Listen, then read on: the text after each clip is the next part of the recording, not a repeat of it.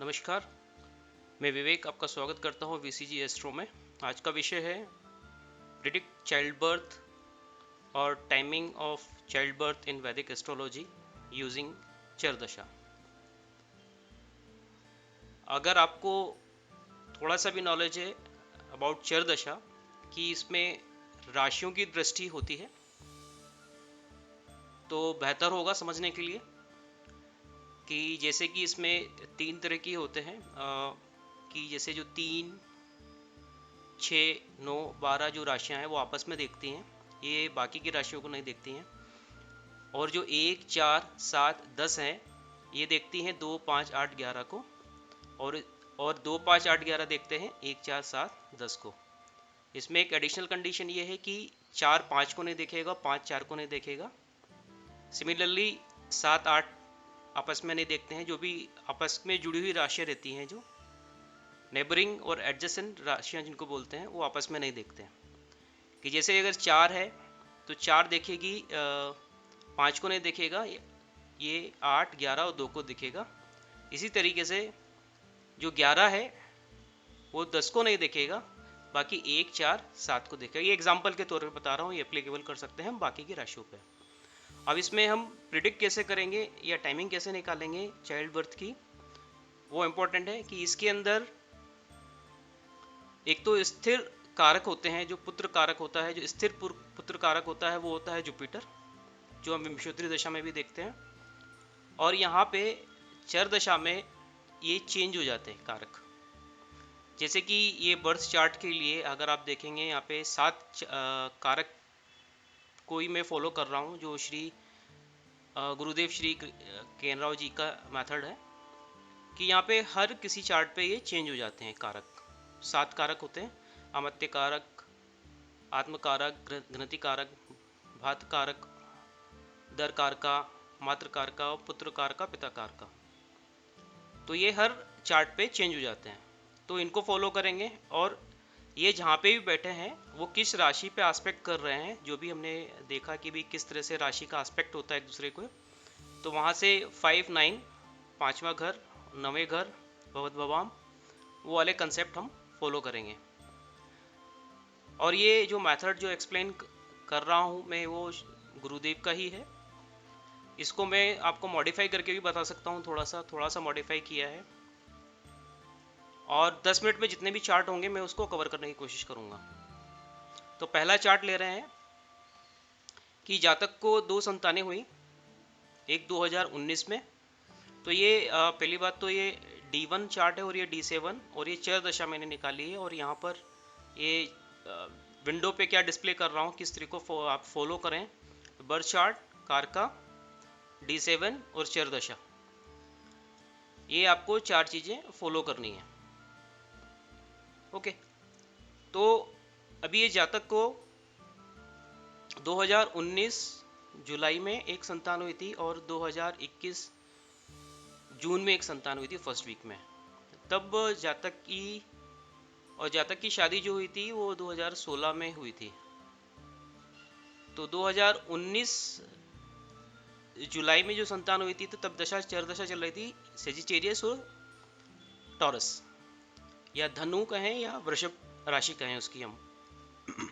तो ये धनु राशि और वृषभ राशि ने किस तरह से काम किया।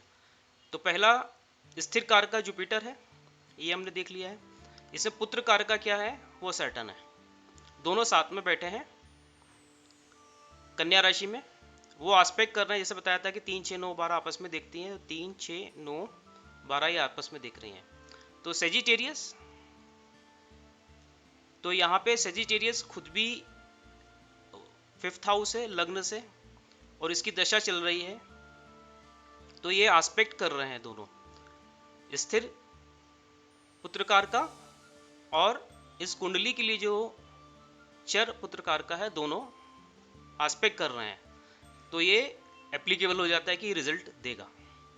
अब ये टॉरस कैसे है, तो मैंने कहा था कि 5th हाउस में जो दशा चल रही है, जिस राशि की दशा चल रही है, उससे 5th हाउस में भी आस्पेक्ट अगर हो, तो हम देखते हैं कि टॉरस बृहस्पति राशि चल रही है अंतरदशा। तो यहाँ से 1, 2, 3, 4, 5 में दोनों जाके बैठे हैं, तो ये एप्लीकेबल हो जाता है। तो इस तरह से इसने ये रिजल्ट दिया। तो ये पहला चार्ट हो गया, और पहला चार्ट और पहला प्रॉमिस। और दूसरा प्रॉमिस था इसका कि पाइसेस में इसने रिजल्ट कैसे दिया, सेजिटेरियस और पाइसेस, मतलब धनु और मीन राशि में। धनु राशि का हम देख चुके हैं, मीन राशि का भी स्वतः रिजल्ट आ जाता है, जैसे 3, 6, 9, 12, ये 12 को देख रहा है, तो ये भी क्लियर हो जाता है। दूसरे चार्ट की तरफ बढ़ते हैं। इस जातक की शादी सन 2000 में ही हुई थी, और पहली संतान भी 99 में जून में हुई थी, और पहली संतान जो हुई थी नवंबर 2000 में हुई थी। तो नवंबर 2000 में अगर देखेंगे तो तब दशा चल रही थी जेमिनी और लिब्रा।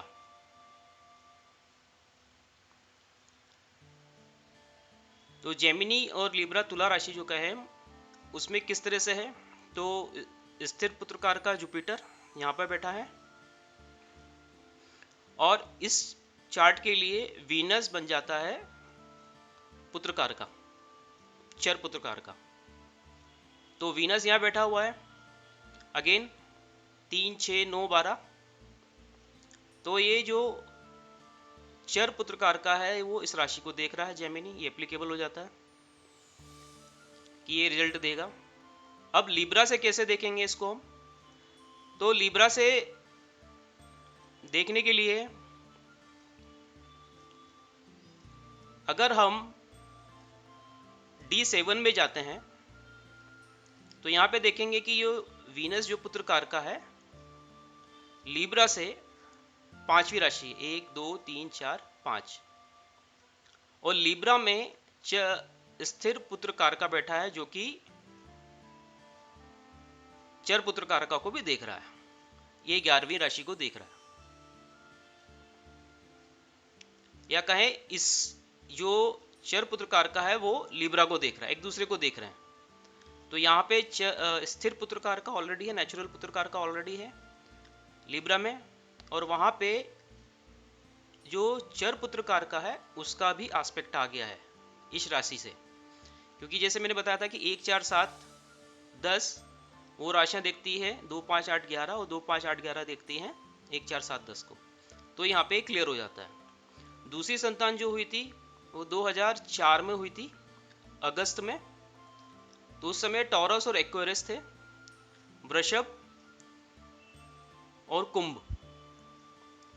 तो ये वृषभ कैसे और कुंभ कैसे, तो वृषभ से देखते हैं, तो वृषभ अगर लग्न बना लेते हैं तो पहला, दूसरा, तीसरा, चौथा, 5वां, तो इधर विनस का एस्पेक्ट आ जाता है 5वें घर पे, तो ये भी प्रूव हो जाता है। अब 11वां कैसे, तो 11वें से अगर हम देखेंगे तो 1, 2, 3, 4, 5 इधर भी एस्पेक्ट आ जाता है, तो ये क्लियर हो जाता है कि ये संतान देगा। तीसरी कुंडली में चलते हैं। अभी तक हमने 2 चार्ट देखे, दोनों में 2-2 केसेस देखे, वो सक्सेसफुल है, और D1 और D7 दोनों चार्ट को आपको फॉलो करना है। अगर रिजल्ट नहीं मिलते, जैसे कि हमने विंशोत्तरी दशा में देखा था कि अगर रिजल्ट नहीं मिल रहे हैं तो D7 को भी हमको फॉलो करना है, और प्रत्यंतर दशा तक भी जा सकते हैं अगर दशा लंबी है। इस चार्ट के लिए इनकी पहली संतान जो हुई थी जनवरी 2008 में हुई थी, जब इनकी दशा चल रही थी पाइसेस और लियो, मीन और सिंह राशि के। इनका पुत्र कार का जो है वो वीनस है, इनका भी तो पाइसेस है, मीन राशि वापिस से वही आ गया है, 3, 6, 9, 12 ये पाइसेस को देखता है, ये भी क्लियर है, और नेचुरल जो पुत्र कार का है वो भी इसको देखता है। अब लियो कैसे, तो लियो से जब लग्न की तरह हम देखेंगे तो 1, 2, 3, 4, 5 वहां पे पुत्रकार का है, चर पुत्रकार का बैठा हुआ है, तो इसने रिजल्ट दिया, ये भी यहाँ पे क्लियर हो जाता है। अब इनकी जो दूसरी संतान हुई थी वो 2014 में हुई थी,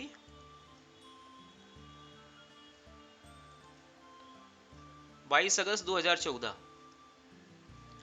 तो एक्वेरियस और एरिस। तो एक्वेरियस ने कैसे रिजल्ट दिया और एरिस ने कैसे रिजल्ट दिया,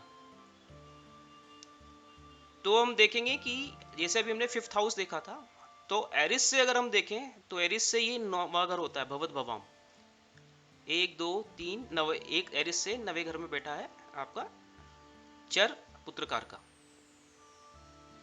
और एक्वेरियस से कैसे देखेंगे? एक्वेरियस से हम देखेंगे कि एक्वेरियस जब लगना है तो वहां पे नेचुरल पुत्रकार का बैठा हुआ है, 1 2 3 4 5। तो इससे ये भी क्लियर हो जाता है। तो हमने 3 चार्ट, 2 केसेस देखे हैं, सक्सेसफुल हैं। बहुत सारे चार्ट हैं, देखे जा सकते हैं। चौथा चार्ट, इनको जो संतान हुई थी वो फरवरी 2017 में हुई थी। इनकी डिटेल अभी सबमिट नहीं है इसमें। इनके लिए पुत्र कारका है जो सूर्य है। हम देखेंगे कि टॉरस, वृषभ और मेष राशि में आया था। टॉरस और एरिस में। तो टॉरस से अगर देखेंगे तो सन अगर यहाँ पे चर पुत्र कारका है तो ये 3 6 9 12। अगेन अगर वृषभ से लेते हैं, टॉरस से लेते हैं तो 1 2 3 4 5 पे एस्पेक्ट दे रहा है। और एरिस से 1 2 3 4 5 ये एस्पेक्ट मिल रहा है नेचुरल पुत्र कारका से दृष्टि से। 1 4 10 वाली राशियां, 1 4 7 10 वाली राशियां 2 5 8 11 को दिखती हैं।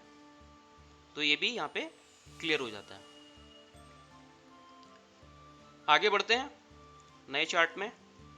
इनके लिए जो पुत्र कारक है वो शनि है। इनको जो संतान हुई थी जनवरी 2011 में हुई थी। तो इनका जो दशा बनती है कैंसर और सेजिटेरियस, कर्क और धनु राशि। तो कर्क यहाँ पे है और धनु राशि यहाँ पर है।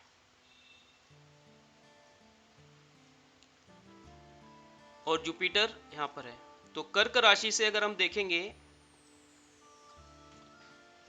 तो यहां से नवा घर अगर हम देखते हैं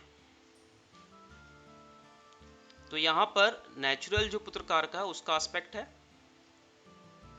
कर्क राशि से। और धनु राशि पे भी इसका एस्पेक्ट है नेचुरल पुत्र कारक का। और नेचुरल धनु राशि से जो चर पुत्र कारक है वो नवे घर में है, 1 2 3 4 5 6 7 8 9। तो ये रिजल्ट संभव हो गया यहाँ पे। इसके बाद हम ये वाला चार्ट देखते हैं कि इसमें किस तरह से हुआ कि जो संतान हुई वो कैंसर और सेजिटेरियस में ही हुई। पिछले केस में भी शायद कैंसर और सेजिटेरियस था, कर्क और धनु। तो कर्क और धनु में किस तरह से आया? धनु का हम क्लियर कट देख सकते हैं कि नेचुरल पुत्र कारका है और यहां में पुत्र कारका भी है। तो ये एस्पेक्ट कर रहा है। और कर्क कैसे? कर्क इस तरह से कि जो नवा घर है वो मीन राशि बनता है जिसपे पुत्र कारका और नेचुरल पुत्र कारका दोनों का एस्पेक्ट है, इसलिए इसने रिजल्ट दिया। और इसमें हम विंशोत्तरी दशा में जिस तरह से हमने उपयोग किया था कि हम जो धर्म त्रिकोण होता है 1 5 9 वो भी हम अप्लाई करते हैं। और उसके साथ हम आत्मकारक और पुत्र कारक और पंच फिफ्थ लॉर्ड को भी अगर कंसिडर करें तो और अच्छे रिजल्ट मिलेंगे हमको। इसको मैंने चेक किया है इसका, तो आप अप्लाई कर सकते हैं उसको। जो सक्सेस रेट है या परसेंटेज है और काफ़ी बढ़ जाती है, क्योंकि ये जो धर्म त्रिकोण है उसके हिसाब से। तो जो भी दशा चल रही है उस पर अप्लाई कर दीजिए। सपोज करिए ये चल रही है तो 1 2 3 4 5 6 7 8 9 10। इसी केस का एग्जांपल अगर मैं लूँ तो यहाँ पे आप देखेंगे कि यहाँ पे दूसरी तरीके से अगर हम देखें तो यहाँ पे फिफ्थ लॉर्ड है। फिफ्थ लॉर्ड मार्स है जो साथ में बैठा हुआ है, वो उसको रिजल्ट दे रहा है। ये भी क्लियर हो जाता है यहाँ पे, एक एग्जाम्पल के तौर पे मैंने लिया है। और वैसे भी नेचुरल अगर हम देखें इस लग्न के फिफ्थ लॉर्ड इसके साथ बैठा हुआ है मार्स, वो भी सक्सेसफुल हो जाता है। तो रिजल्ट अच्छे मिल सकते हैं हमको। इस वाली कुंडली में अगर हम देखें तो मून जो है वो पुत्र कारक का है, और जो जन्म हुआ है वो 12 जून 2009 को हुआ है पहले बच्चे का। उस समय दशा चल रही थी जेमिनी विर्गो, तो जेमिनी और विर्गो, तो इधर से अगर हम देखें तो यहाँ पे पहला, दूसरा, तीसरा, चौथा, पांचवा, इस पे कोई एस्पेक्ट नहीं है, ना तो स्थिर पुत्र कारका का और ना चर पुत्र कारका का है।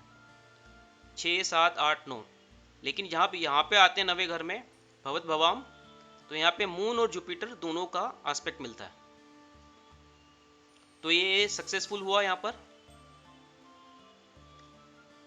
सेम चीज हम अगर विर्गो पे लगाते हैं तो विर्गो से अगर हम देखेंगे तो यहाँ पे नवा घर है, तो मून का एस्पेक्ट नहीं मिला है, लेकिन स्थिर पुत्र कार का एस्पेक्ट दे रहा है। और जैसे मैंने कहा था कि अगर हम कंसेप्ट लगाएं अगर लॉर्ड का, तो यहाँ पे मार्स भी आके बैठा हुआ है, तो रिजल्ट अच्छे मिल जाएंगे, लेकिन वो मिक्सिंग हो जाएगी, इस वजह से मैं नहीं ले रहा हूँ, सिर्फ प्योरली चर दशा को ही हम देख रहे हैं कि यहाँ पे पुत्र कारक का रिजल्ट है। दूसरा रिजल्ट जो हमको, दूसरा संतान जो हुई थी वो हुई थी 2021 जनवरी में, तब दशा चल रही थी लिब्रा और सेजिटेरियस। तब हम लिब्रा से देखते हैं तो 5th हाउस पे अगेन मून का और जुपिटर का एस्पेक्ट है, संतान दे सकता है।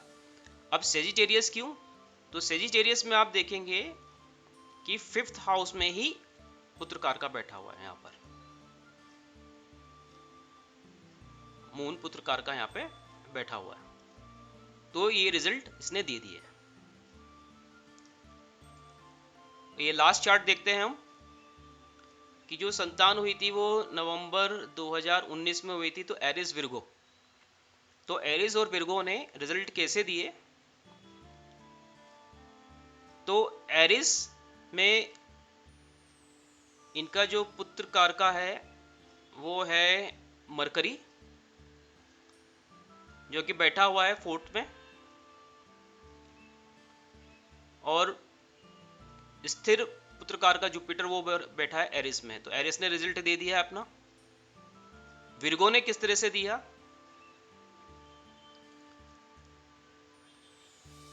तो अगर हम विर्गो का देखें तो हम यहां से 9th हाउस अगर लेते हैं तो टॉरस आता है, जिस पे एस्पेक्ट है चर पुत्र कारका का, मरकरी का, बुध का, तो ये भी क्लियर हो जाता है। हमने काफी चार्ट देखे, आशा करता हूं आपको ये टेक्निक जो श्री गुरुदेव श्री केनराव जी की है वो अच्छी लगी होगी, इससे हम रिजल्ट देख सकते हैं, प्रेडिक्ट कर सकते हैं। आज के वीडियो में इतना ही, आशा करता हूं आपको ये वीडियो पसंद आई होगी। प्लीज सब्सक्राइब अगर आपने सब्सक्राइब नहीं किया है, like, share and comment. Subscribe करने के लिए आप स्क्रीन की जो राइट साइड में नीचे ये आप लोगो देख रहे होंगे, उस पर आप क्लिक करके आप सब्सक्राइब कर सकते हैं। Please press the bell icon, जिससे आपको सभी नोटिफिकेशन आएंगे जब भी मैं नया वीडियो पोस्ट करता हूं। और भी वीडियो देखने के लिए इस वीडियो के अंत में जो प्लेलिस्ट दिखाई देगी या वीडियो के आइकॉन्स दिखाई देंगे, उसको भी आप क्लिक करके बाकी के वीडियो की जानकारी ले सकते हैं या उनको देख सकते हैं। धन्यवाद।